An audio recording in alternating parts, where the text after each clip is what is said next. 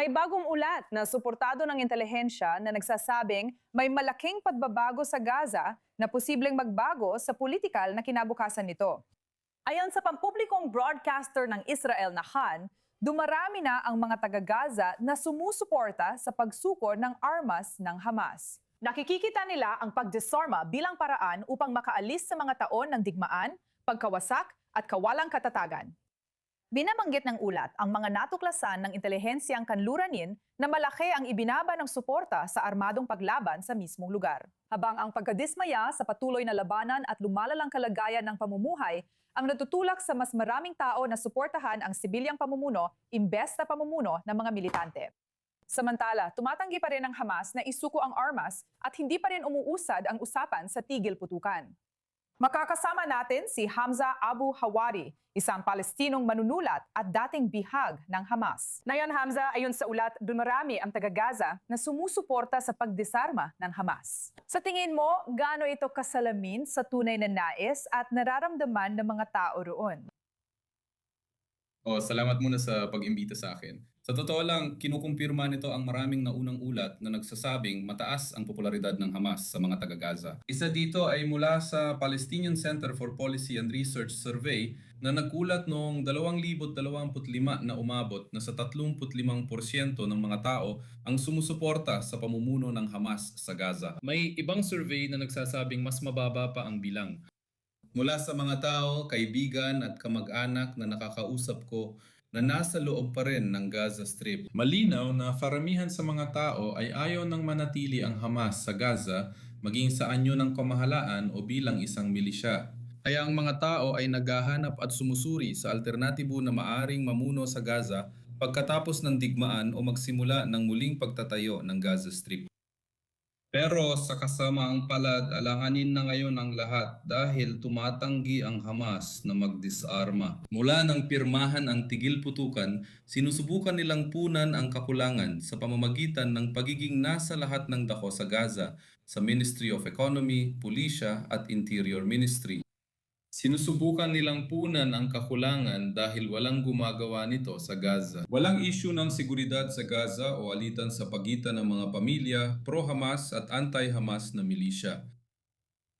Sa kabilang banda, ang Hamas ay kadalasang binibigyang katwiran ang posisyon nito sa pamamagitan ng pagsasabi na ang gobyerno ng Israel ay hindi lubusang sumunod sa unang yugto ng tigil putukan. Ang tinutukoy ko ay ang pagpasok ng makataong tulong, ang mga bilang na napagkasunduan sa 20 puntong partikular na plano ni Trump o ang katotohanang may mga airstrike pa rin nagpapatuloy sa loob ng Gaza o na ang hukbo ay lumalampas na sa dilaw na linya. Parang sitwasyong hindi umuusad ito. Ayaw na ng mga tao sa Hamas at naghahanap sila ng alternatibo. Ang alternatibo ay kasalukuyang kinakatawan ng teknokratikong komite na naipit sa Ehipto at hindi nakapasok sa Gaza.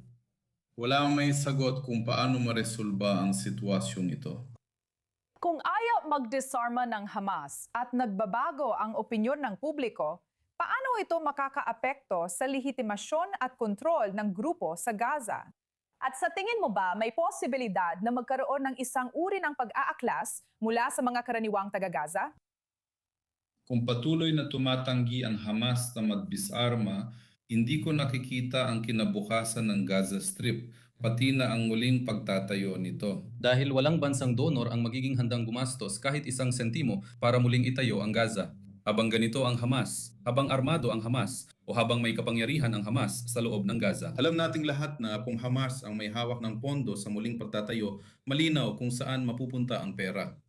Ito ang isang bagay, hindi ko inaasahan na magagawa ng lipunan ang marami dahil sobrang pagod na sila sa mahigit 2 taon ng digmaan, gutom, paglikas, pamumuhay sa tolda at wala na silang pag-aari. At hindi ko masasabi na responsibilidad ng lipunan na tanggalan ng armas ang Hamas. Sa tingin ko, responsibilidad ito ng pulisya ng bagong teknokratikong komite na gawin ang galitong trabaho.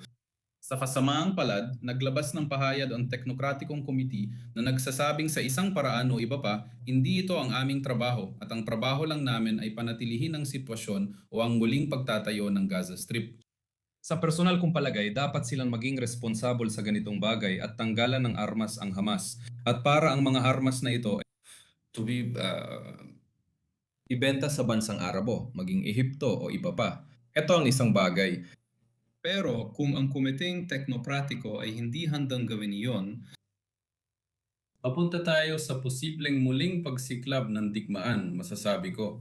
Dapat pagandahin ang kalagayan sa mga lugar sa labas ng dilaw na linya. Kaya pwede nating mailipat ang mga tao sa mga lugar na ito para hindi na maranasan ang kaparehong tindi ng makataong pagdurusa na nakita natin noong digmaan. Gusto kong malaman mula sa mga nakausap mo doon, ano raw ang nais nilang mangyari pagkatapos? Dahil malinaw naman na ang inilalarawan mo dito ay isang sitwasyon kung saan mukhang hindi madidisarmahan ang Hamas. Maliban na lang kung, alam mo, may isang teknokratikong puwersa ng pulisya na papasok at talagang gagawa ng paraan para mangyari iyon. Ano ang inaasahan ng mga tao sa lugar? Paano nila inaasahan itong mangyari? Ang inaasahan ng mga tao ay makita ang pagdidisarma na mangyayari maging sa kamay ng mga Palestino o ng panig-Arabo. Hindi nila inaasahan na ito ay gagawin ng panig ng mga Israeli. Walang tiwala talaga sila dito mula simula at lubos nilang naunawaan na kung ito ay gagawin sa pamamagitan ng pag-igting ng aksyong militar o paggamit ng puwersa ng hukbong Israeli, syempre ang mga sibilyan ang magdurusa rito. At gaya ng sinabi ko sa simula, sobrang pagod na ang lipunan sa digmaang ito at hindi sila handang pumasok sa panibagong yugto ng pagigting ng laban ng militar o digmaan sa pagitan ng Hamas at Israel. Sa kabilang banda, sila rin ay umiiwas. O ayaw nilang bumalik sa senaryo ng Oktubre 6 kung saan kontrolado ng Hamas ang lahat sa loob ng Gaza Strip. Naghanda lang ba para sa panibagong pag-igting ng laban ng militar o digmaan? Maaring tumagal ito ng 5 o 7 taon. Tapos babalik ulit tayo sa parehong sitwasyon. Kaya gusto nung lipunan na matapos ito, maging ang mga Palestino mismo ang gumawa nito o tatanggapin na lang nila kahit papaano kung sa pamamagitan ng puwersa ng ilang bansang Arabo. Kawili-wili. Sige. Hamza, gusto kitang pasalamatan sa pagsama sa amin. Tulad ng dati, talagang nakakatuwang marinig ang iyong pananaw at malaman ang mga naririnig mo mula sa mga tao sa mismong lugar.